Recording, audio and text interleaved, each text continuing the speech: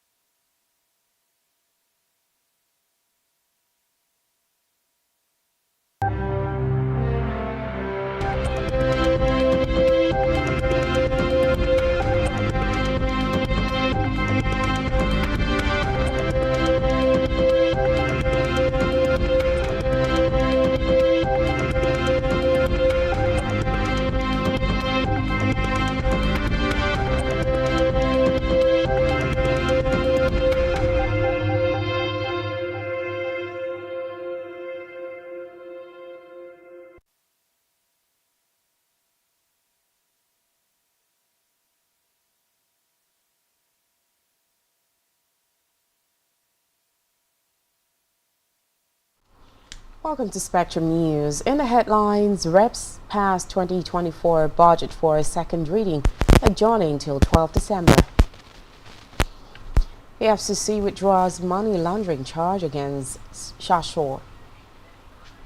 Plus, Iran delegates quits COP28 over Israel presence. We'll bring you details of the stories and many more in a moment.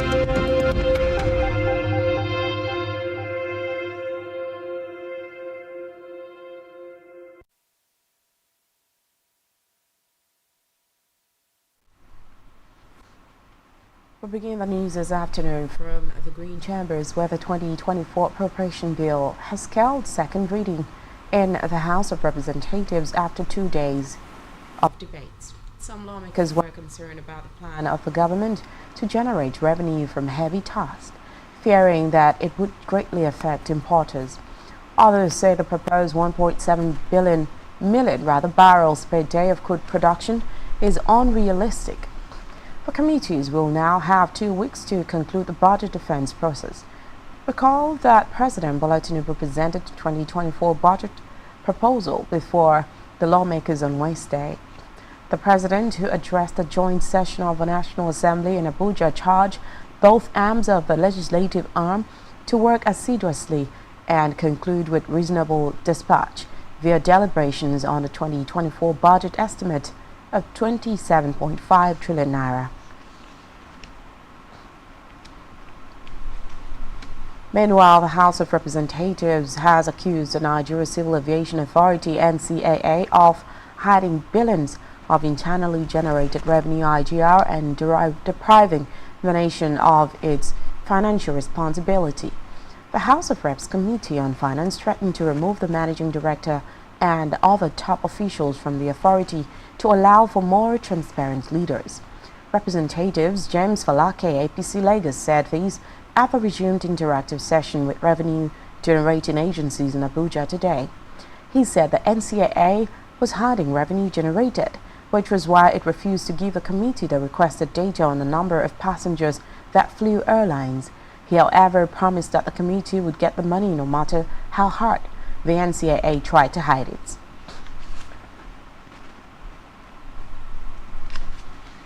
And from the red chambers now, the Senate has asked the federal government to withhold statutory allocations to any local government councils not democratically elected.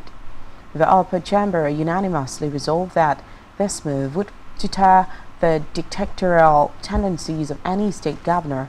This resolution comes after the backdrop of a motion moved by Senator Abba Moro on the urgent need to halt the erosion of democracy vis-a-vis the dissolution of elected councils in Benue State.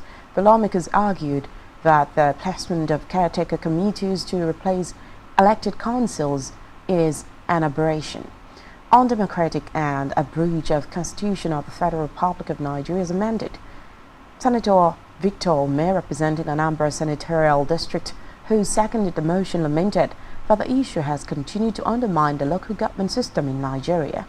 The Senate therefore condemned the arbitrary dissolution of democratically elected local government councils in Benue and other states of the Federation. Meanwhile, the Senate has summoned the Minister of Mines and Solid Minerals, Dele Alake, to appear before its Committee on Solid Minerals next week, Wednesday.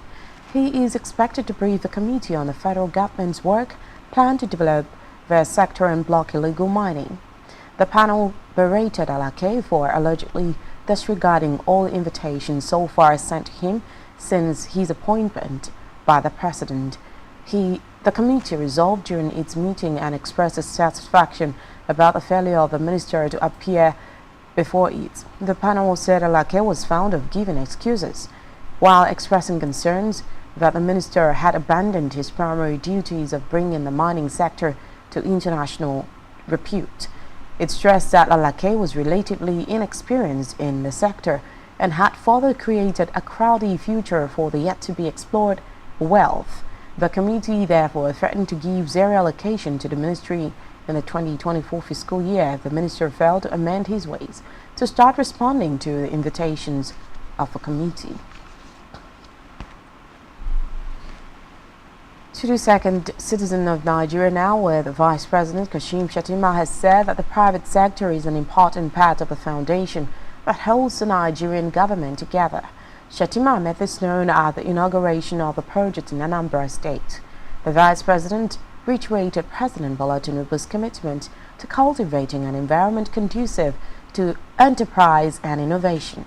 He said it explains why the President's vision for Nigeria is based on 8 priority areas, including poverty eradication, economic growth, job creation, and equitable access to capital. In a separate development, the Controller General Nigerian Immigration Service (NIS), Caroline Adepoju, has said that the service would open more passport service points to meet the needs of Nigerians in the diaspora. Adepoju said in an interview with newsmen today in Abuja that efforts were on to ease passport processing in the country.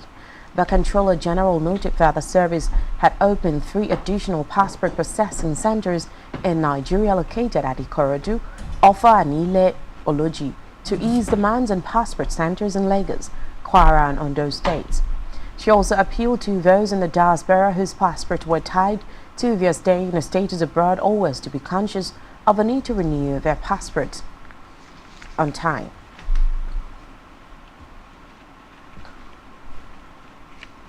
In another development, helicopter owned by the Nigerian Air Force (NAF) has crashed in Port Harcourt, the River State capital.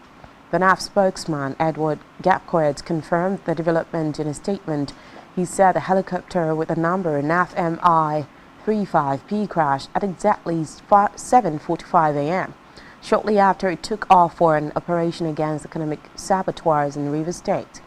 Gapcoet further stated that everyone on board survived and sustained minor injuries, adding that they are being attended to at NAF Medical Center, Port Harcourt. Reports that the Chief of Air Staff, Air Marshal Hassan Abubakar, is currently on his way to Port Harcourt to assess the situation and give further directives. To financial crime now, where the Economic and Financial Crimes Commission (EFCC) has withdrawn the money laundering charge filed against the former Attorney General of Lagos State, Olasupo Shasho. Shasho was arraigned alongside his company Middlesex Investment Limited on a 14-count charge of money laundering before Justice Inyang Ekwo in November 2022. At the day's proceedings, counsel for the EFCC, Balasanga, told the judge that the Attorney General of the Federation, Lateef Fagbemi, has directed the anti-graft agency via a letter to withdraw the charge. Meanwhile, counsel to Shasho Olawale Akoni did not oppose the application. Justice Akor subsequently granted the application and discharged the defendant. Back here, Akwa Ibom State Governor Pastor Omoina yesterday directed the immediate release of an additional 1.5 billion naira for payment of outstanding gratuities of retired workers in the state. The Chief Press Secretary to the Governor, Ekerete Odo, who disclosed the news, said it was a further confirmation of the Governor's resolve to fulfill his pact with workers in the state. Recall that during his campaign, Pastor Oino had promised to continue paying backlogs of gratuities from where his immediate predecessor in office had stopped. Before the current release, 5.3 billion naira had been released by the governor for retired workers in the state, an attestation to the governor's humane disposition to the people of the state. A few weeks ago, an additional 1 month's salary, otherwise called 13th month salary or a number, was approved for civil servants in the state to bring Christmas cheers. Governor Moina has, in under 6 months in office, touched on the critical pillars of the Arise agenda, especially in rural development, education, healthcare, security and infrastructural maintenance.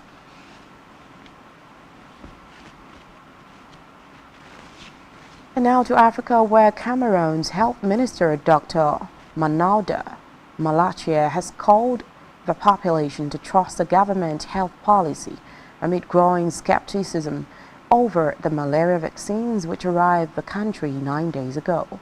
In a statement, Malachie detailed the benefits of the RTS and S vaccine in the fight against malaria, praising the outcome of the testing phase in Kenya, Ghana and Malawi. The health minister said based on the efficacy of the result obtained, the introduction of the vaccine will make it possible to cover the entire childhood and, depending on the coverage rate, avoid about 2,000 deaths among children under 5 years of age every year.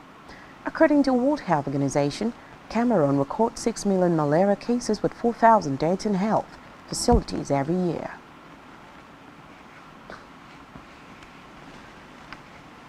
Still in Africa, the Somali authorities say more than 1 million people have now been forced to abandon their homes in the country due to floods caused by the El Nino weather phenomenon. This comes as world leaders gather in Dubai to discuss the climate crisis at the COP28 summit. At least 270 people are reported to have died in Somalia, Kenya, and southern Ethiopia as the continental region, which is just coming out of prolonged drought, braces for further torrential rains. According to reports in Somalia alone, more than 100 people have died in flash floods.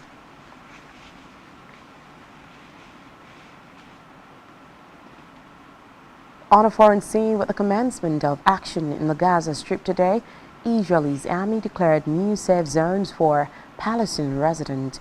The military issued an interactive map in Arabic features evacuation zones in preparation for next phase of the war.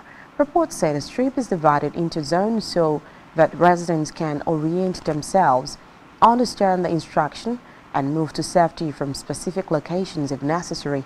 Hours earlier, the army started military operations against Hamas after a week-long ceasefire was not restored for the third time. In a related development, Iranian delegate walked out of United Nations UN climate talks in the United Arab Emirates today in protest over the presence of Israeli representatives. According to Energy Minister Ali Akbar Marabian, who headed the Iranian-led delegation, the Iranian side considered Israel's presence as COP28 as contrary to the goals and guidelines of the conference, and in protest, it left the conference venue. In a telephone conversation on Thursday, the Iranian foreign minister and his Emirati counterpart, Sheikh Abdullah bin Zayed Al Nahyan, talked about the last development in Gaza following a second extension of a ceasefire after weeks of deadly Israeli strikes on Palestinians. Meanwhile, Iran has blamed Israel and the United States for a resumption of fighting in Gaza Strip today. Deadly fighting recommenced in Gaza today immediately after the expiration of a 7-day truce between Israel and Iran-backed Hamas militant.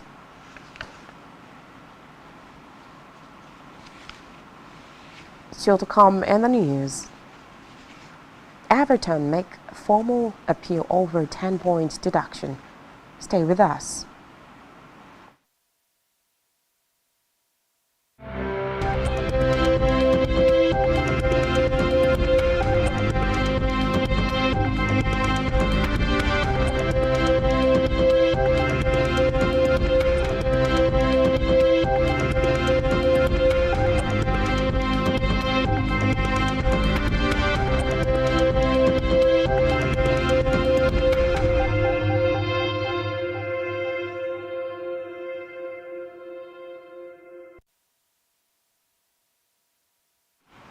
Welcome back and many thanks for staying with us.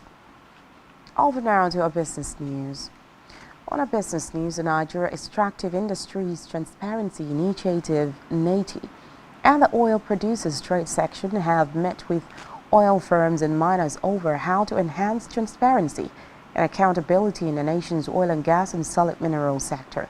Convened in Lagos, the forum, which was attended by NATI team led by its Executive Secretary and Chief Executive Officer, Dr. Orji Obonaya, had representatives from different oil firms speaking at the event. Obonaya explained that the NATI Companies Forum was a veritable platform through which the agency helps the country and the operating companies to comply with the Global Extractive Industries Transparency Initiative.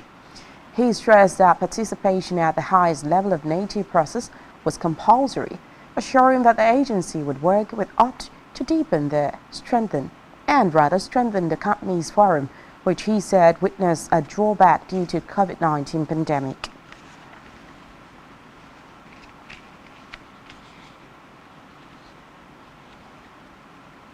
Still in business, Seplat Energy's Director of External Affairs and Social Performance, Chioma Afe, has raised concerns about the adverse impact of the country's high diesel imports on the foreign exchange reserves.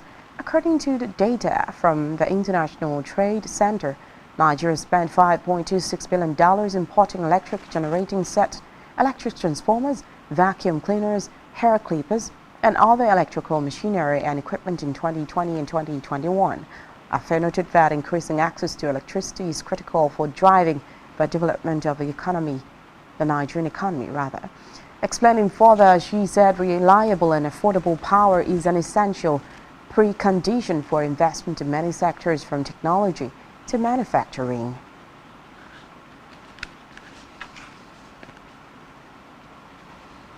In health, the federal government and its development partners have said that the role of the private sector is crucial in improving funding for family planning and women's access to service across the country. The stakeholders said Nigeria needs to think about leveraging technology through the private sector to bridge the $29 million procurement funding gap for family planning commodities. Speaking during a high-level private sector forum on family planning in Lagos, organized by the United Nations Population Fund, the stakeholders expressed worry that maternal mortality has become a major public health challenge in Nigeria. They noted that making family planning services available to women and girls will not only curb maternal deaths in Nigeria, but will also promote economic empowerment and growth. Meanwhile, as the world marks World AIDS Day today, with the theme "Let Communities Lead," stakeholders in Akwa Ibom have called for the inclusion of communities in order to eradicate AIDS in the state. Speaking with Spectrum Television, they highlighted the important role of communities and their leadership in the fight against HIV and AIDS, as well as advocated that everyone should know their status. Our correspondent Dixon Blessing completes their report. In 2021, 1.9 million people were living with HIV and about 51,000 people died AIDS-related deaths. The world marks World AIDS Day today with the theme Let Communities Lead, emphasizing the essential role of communities in the HIV response. Stakeholders are calling for action because everyone must be involved in the fight against AIDS. Yeah, World AIDS Day, it's a global day for celebration that has been recognized since 1988 by the World Health Organization. It's a day where we come to remember all that has been done with the work as regards HIV and AIDS. The theme for this year, 2023, the global theme is Let Communities Lead. And Nigeria has domesticated that theme to be community leadership to end AIDS by 2030. So in Akwa Ibom, the last official number we have put the prevalence at 5.5. That was in 2018. And I can tell you without any doubt that a lot of work has been done. As at that time in 2018, we had less than 50,000 people on treatment. But now we have over 100,000 people on treatment here in Akwa Ibom. And we're having babies born negative to mothers who are positive. We're doing a lot of work in the communities, identifying community birth centers, working with them to be able to prevent the mother-to-child transmission. So a lot of work is happening out there, and I believe that with the next survey, we will see, a significant decline in the prevalence of HIV here in Akwa Ibom. I think it starts with first everybody having the consciousness and the awareness that AIDS is real. HIV doesn't have any cure, and all of us should be interested in knowing our HIV status. For those who are negative, they need to remain negative. Multiple prevention methods, using condoms consistently and correctly. We even have drugs. With treatment, you can actually lead a normal life. With treatment, you can get up to a point where you cannot even transmit the virus, where we talk you equal to you. Undetectable is equal to untransmissible. What is this day all about? So this day is just a World AIDS Day, an international day that we commemorate people that are living with HIV and also make an awareness so that more people that are in the community can actually get tested. And the theme for this World AIDS Day is Let Community Lead. So the idea is that in our different communities, we should actually spread awareness that people living with HIV, that everybody should know their HIV status. And if you are positive, you should actually be placed on treatment. And the treatment is free. Just go to the community, go to the facilities and get tested and treated. Know your status, abstain, be faithful to your partner, and use condoms. In Uyo, Blessing Dixon, Spectrum Television News. To sport now, where Everton have appealed against the decision to dock them 10 Premier League points for financial rule breaches. Recall that Toffees were handed the punishment, the biggest in Premier League history, by an independent commission. Reports say the club have lodged via appeal with the Premier League's judicial panel, and an appeal board will now be appointed to hear the case. Speaking further, the club admitted the breach but said they were shocked and disappointed at the severity of the punishment. Meanwhile, the appeal will be heard and concluded before the end of the season. Still in sport, the La Liga club confirmed today that Spanish international Nico Williams has committed to Athletic Bilbao until 2027. The 21-year-old winger has extended his current deal, which expires in June 2024, by 3 seasons. The club announced without revealing the financial details. Recall that the younger brother of forward Inaki Williams, who also plays for Atletico Bilbao, scored 9 goals in 43 games in all competitions for the club last season. Called up to play for Spain in the last World Cup, Williams had reportedly been targeted by league rivals, including Real Madrid and Barcelona. Athletic Bilbao are 5th in La Liga, 10 points behind leaders Real Madrid. On our entertainment news, Nigerian singer Dapo Oyebanjo, popularly known as D-Banj, has been cleared of rape and empower fraud allegations by the Nigeria Police Force and the Independent Corrupt Practices and Other Related Offences Commission in a separate document obtained by Newsman today. The police and the anti-graft agency gave the artist a clean slate and separate clearance report upon completion of investigations. In an affidavit deposed by Thohib Lawal of Abuja-based law firm Law Corridor before the District Court of Abuja, wherein the report of the Nigeria Police Force investigation and clearance from the ICPC were marked Exhibit A and B. The legal practitioner averred that the police and the ICPC cleared the singer of rape and fraud allegations. It would be recalled that in 2020 the singer was accused of rape, and the Inspector General of Police ordered the investigation to be carried out into the allegation.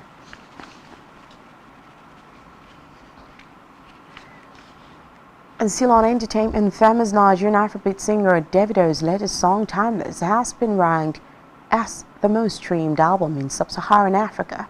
The Spotify Rap 2023 is the annual data lead review of how people listen to music and podcasts on the platform. Recall that singer's album Timeless was recently nominated for Best Global Album at the 2024 Grammy nominations.